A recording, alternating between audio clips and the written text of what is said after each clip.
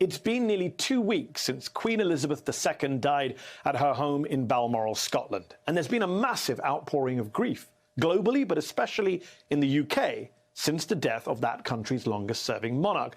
At her funeral this week, at least 2,000 mourners gathered at Westminster Abbey in London, heads of state from around the world, an emperor, and millions at home watched the rolling coverage. British television reported on almost no other news. Her son Charles became the new king, King Charles III. And many Britons wanted to both mourn the loss of their queen and celebrate the arrival of their new king. But not all of them. And that's what I want to talk about today. In a democracy, how do we deal with dissent, especially at times of crisis or quote-unquote national unity? Some Brits, admittedly a minority, wanted to protest the monarchy at this moment. Peacefully protest. And yet, in one viral video, a demonstrator holding up a sign with the words "Not my king" was confronted by at least 4 police officers outside of Parliament. She was forced to move on, but not arrested. But another man in Oxford was. Author, activist and history tutor Simon Hill wrote in his blog, "It was only when they declared Charles to be King Charles III that I called out who elected him. 2 or 3 people near me told me to shut up. I didn't insult them, but responded by saying that a head of state was being imposed on us without our consent." As he wrote in his blog, and police confirmed, he was arrested in connection with a disturbance that was caused during the county proclamation ceremony of King Charles III. The crackdown extended beyond the new king. Here's what happened in Edinburgh during a procession of the Queen's coffin.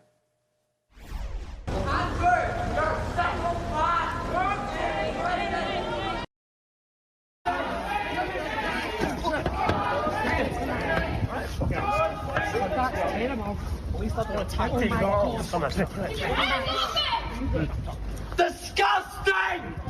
I've done nothing wrong. In case you missed it there, the man was calling out at Prince Andrew. It was regular people in the crowd who first tackled him to the ground. Police then arrested him. And there were many more incidents like this across the UK.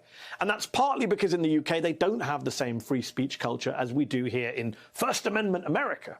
There are public statutes that state, for example, you can be arrested for being, quote, a public nuisance or causing distress, all very vague and very useful for the cops. It wasn't just the police, though, but the entire media that shut down any real dissenting views on the monarchy over the past couple of weeks, with rolling coverage strictly on the family and the funeral. Some online went as far as to say that the UK's media coverage was North Korean-esque. Even on a political level, the opposition Labour Party sent out a letter banning anyone in the party from posting anything on social media unless it was a tribute to the Queen. It's almost an unfathomable level of state-sponsored conformity for many of us in the West. Now, you may say, well, that's the UK, not the US. Here we love and protect free speech, the land of the First Amendment. Well, not only did we also have wall-to-wall coverage of the Queen's death, but even here in the US, there seemed to be limits on what you could and couldn't say about the passing of this foreign head of state. After the Queen's death, Carnegie Mellon linguistics professor Uju Anya wrote on Twitter, quote, "I heard the chief monarch of a thieving, raping, genocidal empire is finally dying. May her pain be excruciating." Okay, now that is a pretty harsh tweet, but at the same time, it's her opinion. You don't have to agree with it to defend to the death her right to say it, right? Isn't that what we're always told? And Anya told The Guardian she was referring in part to the British government's role in funneling arms into Nigeria's brutal civil war in 1967, at a time when Nigeria was still part of the Commonwealth. Anya lost half of her relatives in that conflict. She spoke from a place of pain, she said. Now, this is America, where we've been told by so many on the right and in the center that free speech is under attack from the left, from campus warriors and social justice activists and snowflakes obsessed with pronouns. So surely these defenders of free speech in America, these defenders of the right to offend, they came to Anya's defense to say that she had a right to her opinion, even if others found the timing or content of it in bad taste. Yeah, that didn't exactly happen. Jeff Bezos, a man who once said, "It's ugly speech that needs protection." He didn't protect her. "This is someone supposedly working to make the world better," he wrote. "I don't think so." Wow. Piers Morgan, a man who claims to champion his own right to free speech, called her a vile, disgusting moron. Pretty soon, Twitter took down the professor's tweet, and for a time she was even locked out of her own account.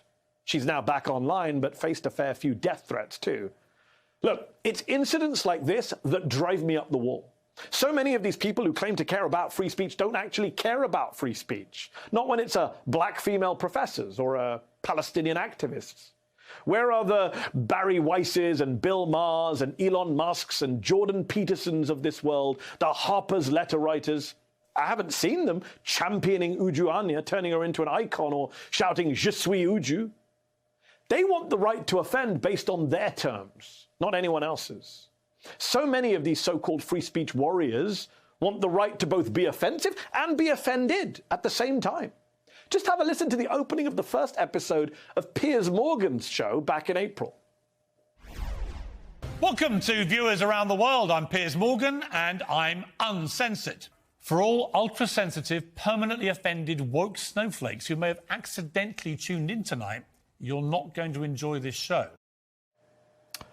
Oh, the irony. You cannot make this stuff up. Look, let's be clear.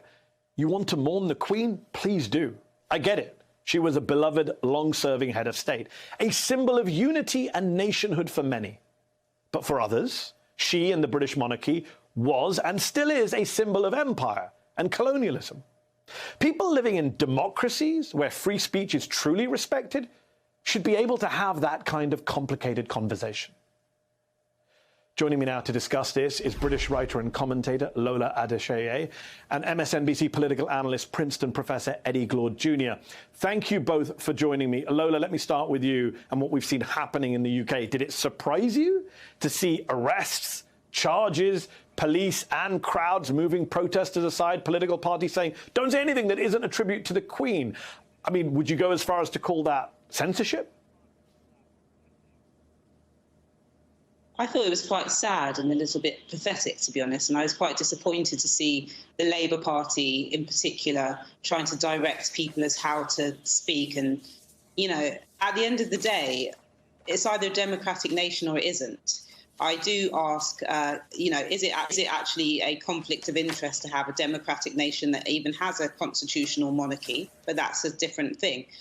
People are allowed to say what they want as long as it doesn't veer into hate speech, incitement of violence, and so on and so forth. And I just find it quite ludicrous, given how public the royal family's woes are, that they just would not expect anybody to say anything. And I think it is censorship. And if that's the sign of things to come, I think that speaks very badly to the current and forthcoming monarchy. Eddie, what did you think when you saw your fellow academic, your fellow black American academic, Professor Uju Anya's tweet? I mean, my immediate reaction was, that's pretty harsh. But I never would have thought she'd have to take it down or be blocked from Twitter or attacked the way she was. Actually, Mehdi, I did. I thought it was a particularly harsh tweet, and I knew that she was going to get a significant blowback. There is clear hypocrisy in the free speech debate in the United States. In fact, the right has conscripted the category or the phrase in order to open space for them to hold views that most, at least I do, view as insidious, particularly when it comes to questions around, you know, admissions to universities, immigration, and we can go out down the line in this regard. So I knew she was going to get a serious blowback, but when Bezos jumped in, I knew it would become dangerous immediately. I knew that she would face death threats because of the current political environment in this country. And Lola, some people have said that part of this double standard on kind of defending offensive speech, but not when it comes to someone like Anya, has to do with the fact that she's a black woman saying something about a white woman who was revered by many. She told The Guardian that while she and other people of color were vilified for tweeting ill about a dead queen, white Irish people, for example, in contrast, were chanting in a game, "Lizzie's in a box." She said, I see it for what it is, racism. Do you share that view? Like Eddie said, I thought the tweets were I wouldn't have phrased it that way, because I think that she was actually trying to make an important point, which I think got lost by the way she phrased it. At the same time, I understand her sentiment. So, yes, there's definitely a double standard. I mean, for many, many years, people have been able to use all sorts of language to say whatever they want. But as soon as you say something that doesn't go with what everybody wants to hear, when it's not convenient, suddenly, you know, we're woke snowflakes who are co-opting free speech, etc. So there is a double standard. But I do think that when we speak to communicate, and we speak to communicate clearly with audiences, I do think it's incumbent on the communicator to say things in a way that will be received well. But I don't think her audience was the royal family. I think her audience was basically other people who feel the same way as she does. And there are many people who feel that way. Yeah, and we don't know how many because a lot of them are biting their tongue. Eddie, let me ask you this. Whenever, especially in the US, especially since I've moved here and I'm doing a show here, somebody in power dies, a powerful person, a politician, a leader. We are told now is not the time to say anything critical. Now is not the time to kind of go off on their record. And I often wonder to myself, when is the right time? If a person of power dies and we're talking about their legacy, shouldn't we talk about the whole legacy, the good and the bad? When we talk about the monarchy and the empire, if not now after the death of the longest serving British monarch, when is a good time to talk about the legacy of empire and colonialism? Well, absolutely. I think we need to be very, very clear that civility and sentimentality are often masks for cruelty.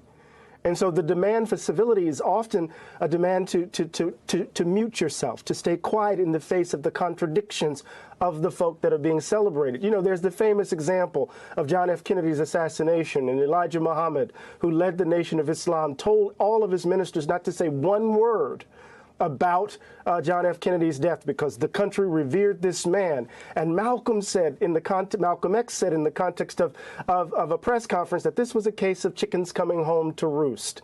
And all hell broke loose, Mehdi.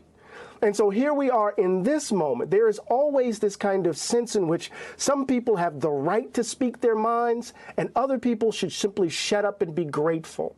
Some people say that there is room for invective in our deliberations. Other people simply demand civility and a certain kind of deference on the part of others. And I think we need to understand this undercurrent in the free speech debate, as some people are not comfortable with our demand that they address the complexity of our current moment and be held to account for some of the positions that they hold. So here, to me, this manufactured outrage in the face of invective, right, is just simply a reflection of perhaps that some people are engaged in projection, Mehdi, that they, in fact, are the snowflakes, not some of the people that they're accused of being snowflakes. Yes. Well said. Lola, as a Brit, talking about the monarchy, now that the Queen has been laid to rest, properly buried, there's been a mourning period, there was an epic queues. Do you think now the UK will have a conversation about how the monarchy figures in modern British democracy, what it means to have an unelected head of state, what it means to have this royal family and Prince Andrew back on the scene? I think the conversation will definitely grow. I think the conversation will definitely grow, and I think that the royal family will at some point be forced to deal with it. You know, Mehdi, you grew up in the UK too. One thing British people do very well is politeness. And as Eddie said, you know, sometimes sentimentality, politeness can be a veneer for cruelty. But I think that the Queen had a certain amount of respect that the new king just doesn't have. It's a new generation. It's a new era. There's more information. Yeah. And if British people don't talk about it, Americans will talk about it, and people in Africa will talk about it. And these conversations gain steam. And I think it will become very difficult for them to, you know, arrest every random protester. I can't even imagine if such a thing had happened in the US. There probably would have been millions of protesters they would have arrested for saying things against. I mean, I think there's a word for it, the Barbara Streisand effect, isn't it? You're drawing more attention to the hashtag #NotMyKing when you go and detain them. Exactly. Eddie, last question for you, Eddie. Does it frustrate you the way it drives me up the wall how so many of these people in America right now who claim to be free speech warriors, the Barry Weisses, the Bill Mahers, the Musks, they don't come to the aid of Palestinian or black activists when they're being shut down, when they're being silenced, when they're having their tweets removed? The hypocrisy is deafening. It's enraging. But you know what, Mehdi? At the heart of it is that they're uncomfortable that we're speaking back. They're uncomfortable that we're declaring our own presence, that we're holding them accountable. And so, you know, we should serve notice. You're going to stay uncomfortable because we're going to continue speaking back.